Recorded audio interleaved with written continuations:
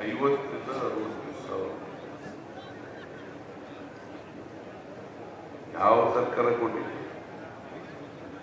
ಅದಕ್ಕೆ ಹೊಟ್ಟೆವರಿಗೆ ಸಿದ್ದರಾಮಯ್ಯ ಎಲ್ಲ ಬಡವರಿಗೆಲ್ಲ ಕೊಟ್ಬಿಡ್ತಾ ಇದ್ದಾರೆ, ಹೆಂಗಾರ ತಗಲಾಕ್ಬಿಡ್ಬೇಕು ಅಂತೇಳಿ ಪ್ರಯತ್ನ ಮಾಡ್ತಾರೆ. ನಾನು ಹೇಳಿದೆ, ನಮ್ಮ ಕರ್ನಾಟಕದ ಜನ ನನ್ನನ್ನು ಮುಟ್ಟಿದರೆ ಸುಮ್ಮನೆ ಬಿಡಲ್ಲ ಅಂತ ಹೇಳಿದ್ದೆ.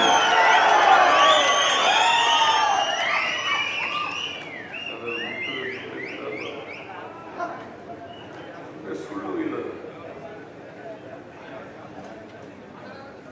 ಇವತ್ತು ಎಲ್ಲ ಕರ್ನಾಟಕದಲ್ಲಿ ಎಲ್ಲ ಕಡೆ ಬಡವರಿಗೆ, ರೈತರಿಗೆ, ಮಹಿಳೆಯರಿಗೆ, ಕಾರ್ಮಿಕರಿಗೆ, ಪರಿಶಿಷ್ಟ ಜಾತಿ, ಹಿಂದುಳಿದವರಿಗೆ, ಅಲ್ಪಸಂಖ್ಯಾತರಿಗೆ, ಎಲ್ಲ ವರ್ಗದ ಜನರಿಗೆ ನ್ಯಾಯ ಕೊಡ್ತಕ್ಕಂಥ ಕೆಲಸ. ಅದಕ್ಕೆ ಏನಾದ್ರು ಒಂದು ಹೇಳೋದು, ನಮ್ಮ ಮೇಲೆ ಏನಾದ್ರು ಒಂದು ಹೇಳೋದು. ಯಾಕಂದ್ರೆ ಈ ಬಿಜೆಪಿ ಅವರಿಗೆ ಜನ ನೆಮ್ಮದಿಯಾಗಿರೋದು ಇಷ್ಟ ಇಲ್ಲ. ಸಮಾಜದಲ್ಲಿ ಅಶಾಂತಿ ಇರಬೇಕು, ಒಬ್ಬರನ್ನೊಬ್ಬರನ್ನ ಎತ್ಕಟ್ಟಬೇಕು, ಹಿಂದೂ ಮುಸಲ್ಮಾನರ ಮಧ್ಯೆ ಗುಳಿ ಇಡಬೇಕು. ಇದು ಅವರು ಹಿಂದೂಗಳಿಗೆ, ಹಿಂದುಳಿದವರಿಗೆ, ಅಲ್ಪಸಂಖ್ಯಾತರಿಗೆ, ಮಹಿಳೆಯರಿಗೆ ಏನು ಕೊಡಬಾರದು, ಅವ್ರು ಹಾಗೇ ಇರಬೇಕು. ಇದು ಬಿಜೆಪಿಯವರು, ಜೆಡಿಎಸ್ ನವರ ಕೆಲಸ.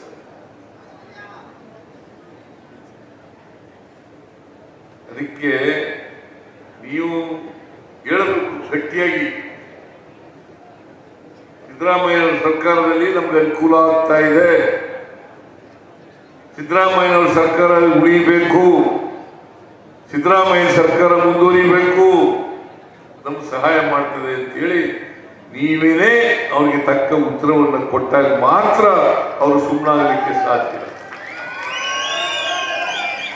ಮತ್ತೆ ಈ ಯೋಜನೆಗಳಿಗೆ ಯಾವ ಜಾತಿ ಇಲ್ಲ, ಯಾವ ಪಕ್ಷ ಇಲ್ಲ, ಯಾವ ಧರ್ಮ ಇಲ್ಲ.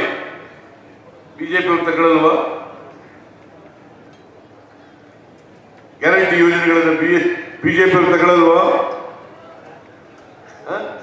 ಬಿಜೆಪಿ ಅವರು ಫ್ರೀಯಾಗಿ ಬಸ್ನಲ್ಲಿ ಓಡಾಡ್ತಾ ಇಲ್ವಾ? ಬಿಜೆಪಿ ಅವರು 2,000 ರೂಪಾಯಿ ತಗೋತಾ ಇಲ್ವಾ?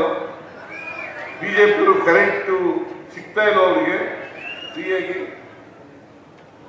170 ರೂಪಾಯಿ ತಗೋತಾ ಇಲ್ವಾ?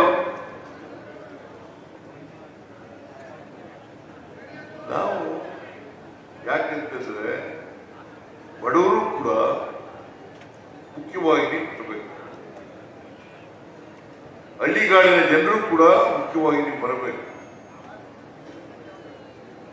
ಹಳ್ಳಿಗಾಡಿನಲ್ಲಿ ಓದ್ತಕ್ಕಂಥ ಮಕ್ಕಳು, ಅಲ್ಲಿ ಓದ್ತಾ ಇರ್ತಕ್ಕಂಥ ಮಕ್ಕಳು ಕೂಡ ಅವರಿಗೆ ಗುಣಮಟ್ಟದ ಶಿಕ್ಷಣ ಸಿಗಬೇಕು, ಅವರು ಬುದ್ಧಿವಂತರಾಗಬೇಕು,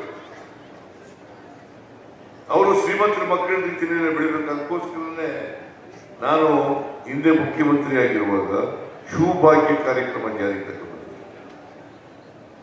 ಬರೀ ಶ್ರೀಮಂತರ ಮಕ್ಕಳು ಮಾತ್ರ ಶೂ ಹಾಕೊಂಡು ಹೋಗ್ಬಾರ್ದು ಶಾಲೆಗೆ, ಬಡವರ ಮಕ್ಕಳು ಕೂಡ ಶೂನ ಹಾಕೊಂಡೇ ಹೋಗ್ಬೇಕು, ಯೂನಿಫಾರ್ಮ್ ಹಾಕೊಂಡೇ ಹೋಗ್ಬೇಕು ಅಂತ ತೀರ್ಮಾನ ಮಾಡಿ